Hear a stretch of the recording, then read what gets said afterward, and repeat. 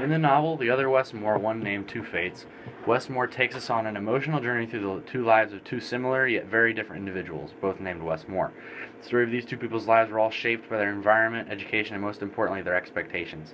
The story uses these concepts to drive home many points, and they lay the foundation for what both these two individuals turned out to be like in their later lives. Stories of these two men's lives try to show how our expectations have some sort of supernatural way of determining our future despite their perhaps very influential environments or educational backgrounds. We learn their expectations can drive us to very good and very bad places. They determine whether or not we will graduate high school, go to jail, or even commit very heinous crimes such as murder. Ultimately, throughout the novel, The Other Wes Moore, One Name, Two Fates, Wes Moore enlightens us to the very prominent connections between their environment, education, and expectations, and how they all contribute to how each Wes went about their lives as they went and grew up. Wes Moore creates a very vivid picture of the environments he and his counterpart Wes grew up in. Moore was raised mainly by his mother. He witnessed the tragic death of his father at the very young age of 3, making his mother the primary caregiver. She was very good to Moore and did the best she did with the abilities she had. However, they soon had to move out of the poverty-stricken Baltimore neighborhood they currently lived in. However, his mother did everything she could to keep them in their home, as Moore writes. My mother had been determined to stick it out in the home she bought with her husband until now. Moore and his family moved in with his grandparents in the Bronx suburb of New York. There, Moore grew up in another drug and gang-ridden environment that he tried to escape from in Baltimore. To describe the Bronx estate when he moved there, Moore writes, with every passing decade that had passed since she left the area, things had gotten worse. In 1977, when President Jimmy Carter visited the Bronx, he said it looked like a war zone. However, as his age grew, so did his involvement with his environment. As Moore advanced into his teen years, he became friends with many people who were involved in the drug trade and even became a graffiti artist. The other Wes also grew up in poverty, except he grew up in the streets of Baltimore. His father was a drunk who wanted no part in Wes's life, and only saw him a couple times in his young years. Wes's main father figure, his older brother Tony, was involved in the drug trade from a young age, and he gained a serious reputation at a young age.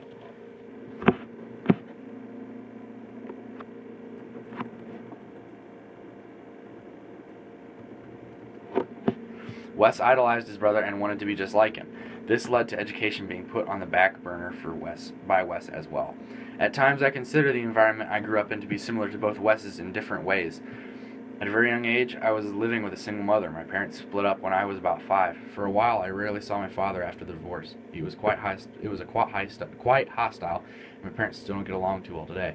During that time, I struggled immensely in school. I simply didn't care. I was a stereotypical angry kid who was mad at the world. I also grew up in a community of poverty, albeit it was not nearly to the extent that both Wes's grew up in. I live and had always lived on the east side of Barberton, right on the border where our little town turns into the more decrepit and poor realm of trailer parks and small cramped homes. I've witnessed the gentrification from rich families moving in nearby, and I've watched homes wither and crumble and families move in only to leave a few months later. My mother also cared for me with all her heart, and she still does. She's been the rock that has gotten me through those dark times during my life. Moore and Wes both had the same thing, but my mom acted more like the mother of Wes rather than doing very drastic things that Moore's mother chose to do. The majority of Moore's education came when he was shipped off to Valley Forge Military Academy by his mother. Though he struggled at first, Moore grew to love military school. At a young experience level at the school, he was commander of a large group of students, the youngest ever at the academy. Moore's dedication and attitude at school here were much different than before he arrived at Valley Forge. While still living in the Bronx, Moore was flunking school and was skipping classes regularly. It wasn't until being threatened with military school that a change was elicited, but he didn't take the threat seriously until he was waking up in a hard bunk of the barracks. Wes also had an education similar to Moore before Moore went to military school. Wes dropped out of many different schools and couldn't stay enrolled. He was much older than all the other kids and was too focused on trying to raise his kid he had with his girlfriend at the time, Alicia. However, that is not where Moore's education ended. Way later in his life, Wes chose to enroll in the Job Corps in the hopes of finding legitimate work outside of the illegal drug trade. Moore writes, he had two babies' mothers, 4 kids, and his own mother to take care of. He wanted nothing more than to leave the drug world behind. However, none of these things mattered in comparison to their expectations. Our expectations that are set onto us by others have a huge capacity to impact our lives. If we let the line in the sand between others' expectations of us and what we expect of ourselves fade, the two can become indistinguishable, making our others' expectations of ourselves our own. As Moore writes, we will do what others expect of us, Wes said. If they expect us to graduate, we'll graduate. If they expect us to go to jail, then that's where we will end up too. At some point, you lose control.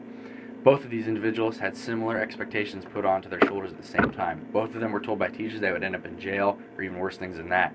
Moore's friends were warned by people to not hang around him due to the fear that his bad nature would rub off onto them.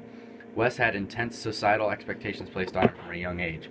Society viewed him as nothing more than a future drug dealer or thug and expected nothing more. Unlike Wes, Moore defied his expectations. He chose to set expectations for himself and he fulfilled them. He became a successful military officer, entrepreneur, and author. Wes couldn't outreach his outstanding expectations. He slipped into the grim world that he was expected to be in, and he suffered the consequences. Moore writes, he is serving the 10th year of a life sentence. He is only 33 years old. Expectations are what led both Wes's down their respective paths, but that doesn't mean we have to. My expectations have always been high. I believe that you are a product of your expectations, and I have a drive to always do the best that I can. However, I do believe that my environment and education play into it as well. From a young age, I was and still am expected to do well in school. I also expect myself to do well as well. School is very important to me, and I know the benefits that can be reaped from a good education. I've had teachers that see the potential I have and push me very hard. Mr. Kaser, my STEM teacher, sees this and assigns me advanced projects above the level the rest of the class, and I relish the opportunities it gives me. My coaches for football also expect a lot from me. Though I have been injured, I expect myself to show up for every lifting session and every practice. My coaches have had huge implications on my expectations. Football has taught me many real-life lessons and has helped me grasp what expectations will be set on me throughout my life. Responsibility, accountability are two very important expectations I set for myself. In some ways, my expectations for football are very similar to Moore's expectations in military school. We both were expected to be on time, give diligent effort, and give everything our all.